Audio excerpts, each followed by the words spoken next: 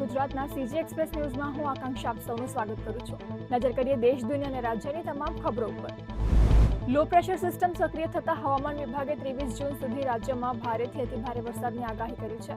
તો આજે 13 જિલ્લામાં વરસાદનું રેડ એલર્ટ અપાયું છે. તો ભારે વરસાદને પગલે વિવિધ જિલ્લામાં એનડીઆરએફની 12 અને એસડીઆરએફની 20 ટીમો તૈનાત કરાઈ છે. ભારે વરસાદની આગાહી વચ્ચે ગઈકાલે ગઢડામાં વરસાદના ધસમસતા પાણીમાં ફસાયેલા 18 લોકોનું દિલધડક રેસ્ક્યુ કરાયું હતું.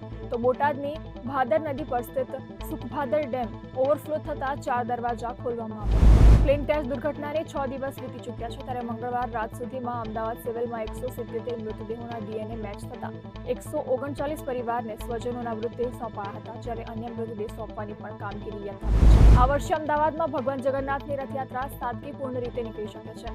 અમદાવાદમાં પ્લેન ક્રેશ દુર્ઘટનાના પગલે આ વર્ષે જગન્નાથની રથયાત્રા સાદગીપૂર્ણ રીતે કાઢવામાં આવે એવી સંભાવના છે. જો કે સરકાર અને મંદિરના ટ્રસ્ટીની બેઠક બાદ અંતિમ નિર્ણય લેવાશે. અમદાવાદીઓને હવે ઘર, મકાન કે ઓફિસ લેવી મોંઘી પડશે. એએમસી અને ઓડાએ બાંધકામ પર લેવાતા ડેવલપમેન્ટ ચાર્જમાં 10 ગણો વધારો સૂચવ્યો છે. સરકારની મંજૂરી બાદ શહેરના બધા બાંધકામો પર નવા ડેવલપમેન્ટ ચાર્જ લાગશે. આપના સંગઠન મંત્રીને ભાજપ કોંગ્રેસે 2 લાખ આપ્યા અને ઇટાલિયા વિરુદ્ધ ખોટા આક્ષેપો કરતો વિડીયો બનાવવાનું કહ્યું. આ આક્ષેપ ગોપાલ ઇટાલિયાએ વિડીયો સીસીટીવી ફૂટેજ સાથે કર્યો છે.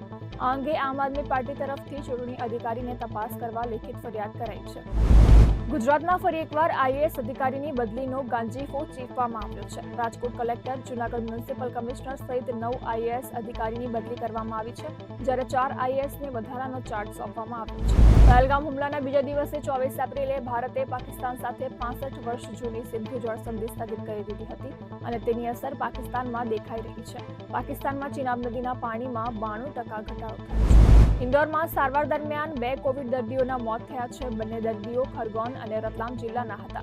ઇન્દોરમાં 71 એક્ટિવ કેસ છે. છેલ્લા 24 કલાકમાં 2 નવા કેસ નોંધાયા છે. જૂનમાં અત્યાર સુધીમાં 106 કેસ નોંધાયા છે. ભારત અને કેનેડા એકબીજાની રાજધાનીઓમાં હાઈ કમિશનરોની ફરીથી નિમણૂક કરવા સંમત થયા છે. આ નિર્ણયને એક મહત્વપૂર્ણ રાજદ્વારી સફળતા તરીકે જોવામાં આવી રહ્યો છે. ઈરાને ઇઝરાયલ સામે સત્તાવાર રીતે યુદ્ધની ઘોષણા કરી છે. ઈરાનના સુપ્રીમ લીડરે એક્સ પર લખ્યું, હૈદરના નામે યુદ્ધ શરૂ થાય છે. અમે તેમના પર કોઈ દયા નહીં બતાવીએ. આ પછી ઈરાન તરફથી ઇઝરાયલ પર 25 મિસાઇલ છોડવામાં આવી હતી. છેલ્લા 20 દિવસથી મહારાષ્ટ્ર અને છત્તીસગઢમાં અટકેલું ચોમાસું આગળ વધી રહ્યું છે. 2 દિવસમાં તેણે ગુજરાતને આવરી લીધું છે અને ગુજરાત નજીક આવેલી રાજસ્થાન સરહદ પર પહોંચી ગયું છે. આજે તે રાજસ્થાનમાં એન્ટ્રી કરશે. ઓડિશાના પ્રસિદ્ધ ગોપાલપુર બીચ પર 20 વર્ષીય મહિલા પર સામૂહિક દુષ્કર્મની ઘટના મામલે 17 જૂને 4 સગીર સહિત 10 લોકોની ધરપકડ કરવામાં આવી છે. અક્ષય કુમારની multi starrer film welcome to the જંગલમાં કલાકારોને પેમેન્ટ્સ નહીં થતા ફિલ્મનું શૂટિંગ અટકી પડ્યું છે.